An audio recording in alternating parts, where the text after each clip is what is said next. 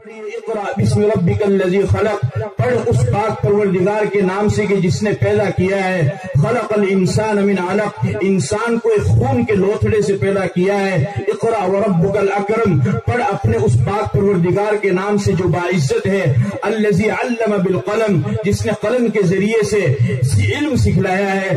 علم الانسان ما لم یعلم، انسان کو وہ علم سکھلایا جس کا علم انسان کے پاس میں موجود نہیں تھا۔ تمام علماء کا اس بات پر اتفاق ہے کہ یہ آیتیں سب سے پہلے اللہ کے نبی کے اوپر نازل ہونے والی ہے، لیکن یہاں پر رک کر کے آپ کو یہ بات اچھی طرح سمجھ لینی چاہیے کہ قرآن کریم جس ماحول کے اندر نازل ہوا، اس ماحول کے اندر اگر مثبت پہلو سے دیکھیں تو اقرا سے زیادہ ضروری کام اور فرائض تھے موجود، لیکن اللہ نے ان کا حکم بھی دیا، لیکن سب سے پہلے ان کا حکم نہیں دیا۔ اگر منفی پہلو سے دیکھیں تو اس سے زیادہ اہم فرائض اور ضروری کام موجود تھے اور اللہ کے احکامات موجود تھے اور اللہ نے ان کا حکم بھی دیا، لیکن سب سے پہلے نہیں دیا۔ اگر مثبت پہلو سے آپ دیکھیں، کلمہ یہ سب سے زیادہ ضروری ہے، اللہ نے اس کا حکم دیا لیکن سب سے پہلے نہیں دیا۔ نماز یہ سب سے زیادہ ضروری ہے، اللہ نے اس کا حکم دیا لیکن سب سے پہلے نہیں دیا۔ روزہ یہ سب سے زیادہ ضروری ہے، اللہ نے اس کا حکم دیا لیکن سب سے پہلے نہیں دیا۔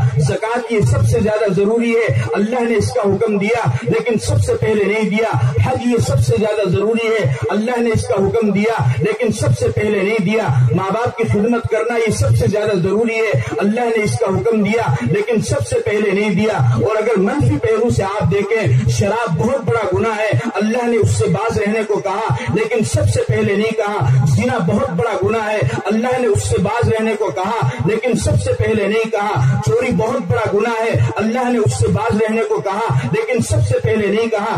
غصب کرنا بہت بڑا گناہ ہے، اللہ نے اس سے باز رہنے کو کہا لیکن سب سے پہلے نہیں کہا۔ جھوٹ بولنا بہت بڑا گناہ ہے، اللہ نے اس سے باز رہنے کو کہا لیکن سب سے پہلے نہیں کہا۔ دھوکہ دینا بہت بڑا گناہ ہے، اللہ نے اس سے باز رہنے کو کہا لیکن سب سے پہلے نہیں کہا۔ کسی کی زمین کو دبا لینا بہت بڑا گناہ ہے، اللہ نے اس سے باز رہنے کو کہا لیکن سب سے پہلے نہیں کہا۔ کسی کی دکان پہ قبضہ کر لینا، کسی کے مکان پہ قبضہ کر لینا، کسی کی عزت کو اچھالنا، کسی کو گالی دینا، کسی کا مذاق اڑانا، کسی سے نفرت کرنا، کسی سے دشمنی کرنا، اپنے دل میں تکبر پیدا کرنا، اپنے دل میں حسد پیدا کرنا، یہ بہت بڑے بڑے گناہ ہے اور اللہ نے ان تمام گناہوں سے بچنے کا حکم دیا لیکن سب سے پہلے نہیں دیا۔ اللہ نے جبرائیل امین کے ذریعے اپنے پاک پیغمبر پر جس پاک قرآن کو اتارا، اس پاک قرآن کے اندر جو سب سے پہلا حکم اللہ نے اپنے نبی کو اور اپنے نبی کے ماننے والے امت کو دیا، وہ حکم یہ تھا کہ اقرا، پڑھ، تعلیم حاصل کر۔ یہ حکم سب سے پہلے کیوں نہیں دیا؟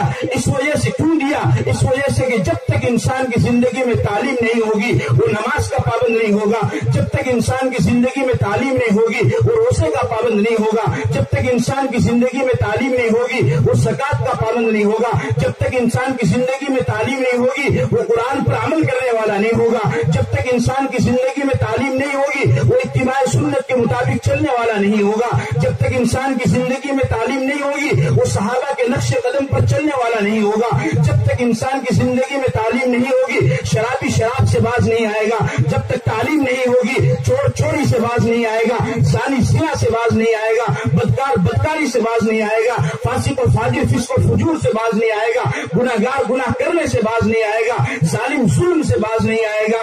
تمام امور مفوضہ کو انجام کرانے کا اور تمام فرائض کو عمل کرانے کا ایک ہی طریقہ تھا اور تمام نواہی سے رکنے کا ایک ہی طریقہ تھا کہ اللہ نے فرمایا اقرا، پڑھ، تعلیم حاصل کر۔ جب تعلیم انسان کی زندگی میں آئے گی تو وہ اچھے کاموں کو کرنے والا ہوگا، جب تعلیم انسان کی زندگی میں آئے گی تو وہ برے کاموں سے رکنے والا ہوگا۔ اس وجہ سے اللہ نے اپنے کلام میں سب سے پہلے اپنے نبی کو اور اس کی امت کو حکم دیا اقرا، پڑھ، تعلیم حاصل کر، کیونکہ اس کے بغیر انسان صحیح زندگی نہیں گزار سکتا ہے۔